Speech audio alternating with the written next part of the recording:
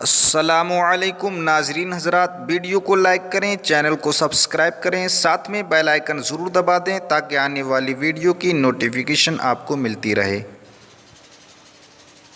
شادی اور ولیمے کے موقع پہ آپ کی بیٹیاں، بہنیں اور بیویاں جتنے کا پاؤڈر اور لالی استعمال کرتی ہے، وہ اگر کسی بیوہ کی جھولی میں چلا جائے تو بیوہ اپنی کسی بیٹی کو ایک دوپٹہ اس پر ڈال سکتی ہے سر پر۔ ویسے بھی ہمارے مذہب میں لالی اور پاؤڈر کا تصور کیا ہے؟ چہرے پہ پاؤڈر لگایا تو آدھے گھنٹے سے زیادہ اس کا اثر نہیں ہوگا، اور لالی میں بعض محققین کے نزدیک سور کی چربی ملی ہوتی ہے۔ ہماری بہنوں پر بھی مجھے تعجب ہے، سور دیکھیں گی تو منہ کو دوپٹہ لگائے گی اور منہ ٹیڑھا کرے گی جیسے کہ کسی نے کڑواہٹ چبا دی اس کے منہ میں، اور سور کی چربی لگا کر کے ولیمے کا کھانا کھانے جا رہی ہے۔ تو یہ سور کی چربی جو تیرے منہ کے لقمے کے ساتھ اور پانی کے ساتھ تیرے منہ میں جا رہی ہے، تو تو سور کی چربی کھا رہی ہے؟ شرم نہیں ہے اس کا؟ احساس نہیں ہے اس کا؟ نہ مرد منع کرے، نہ بھائی منع کرے، نہ بیٹا منع کرے، کون روکنے والا ہے؟ کون ٹوکنے والا ہے؟ اللہ کے رسول علیہ السلام نے فرمایا مومن کی شان یہ، وہ برائی کو دیکھے تو پہلی کنڈیشن، پہلی شان مومن کی یہ ہے کہ وہ طاقت سے روک سکتا ہو تو طاقت سے روکے، طاقت سے نہیں روک سکتا ہو زبان سے روکے، زبان سے نہیں روک سکتا ہو اتنے بھی قابل نہیں ہے تو کہا کہ وہ دل میں برا جانے، اور دل میں برا جاننا یہ کمزور ایمان کی علامت ہے۔ یعنی گناہ کو دیکھ کر دل میں برا جاننا یہ کمزور ایمان کی علامت ہے، اور جو دل میں برا بھی نہیں جانتے وہ اپنی ایمان کی خیر ہی بنائے۔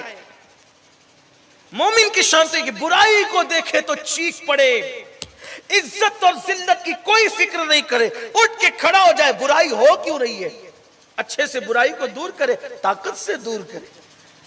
لیکن یہ کہاں رہ گیا؟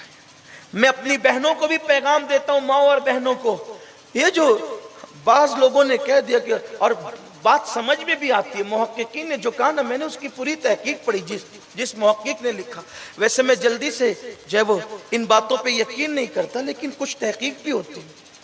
واٹس ایپ پہ اگر کوئی ڈال دینا کہ وہ بسکٹ میں فلاں چیز ملی ہے تو ہم نہیں مانتے، اس لیے کہ کسی چیز کی کہ حرام ہونے کے لیے دلیل قطعی کی ضرورت ہے۔ اخباری خبروں سے کوئی چیز تھوڑی حرام ہوتی ہے۔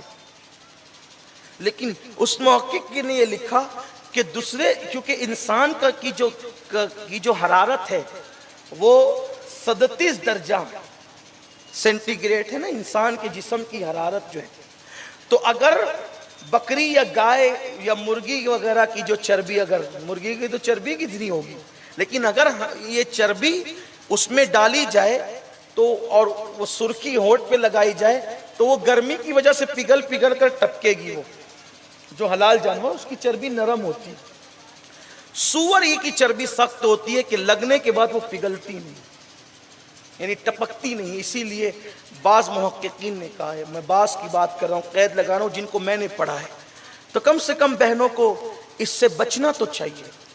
چلیں اگر ممکن ہے یہ تحقیق آپ کے نزدیک ڈاؤٹ فل ہو تو مشکوک تو ہے نا، حرام نہ صحیح مشکوک ہے، اس سے بچو۔ اور اگر وہ واقعی سور کی چربی اس میں ملی ہے تو آپ کے پیٹ میں جائے گی تو وہی بچے کے شکم میں آئے گی نا، وہ تو آپ کا بچہ پھر اللہ والا کیسے ہوگا، نیک کیسے ہوگا، پرہیزگار کیسے ہوگا؟ بچے صرف تقریر سن کے تھوڑی نیک بنتے ہیں، اس میں کچھ ماں باپ کا بھی رول ہوتا ہے، ماں باپ کا بھی انداز ہوتا ہے۔ تو بات سمیٹ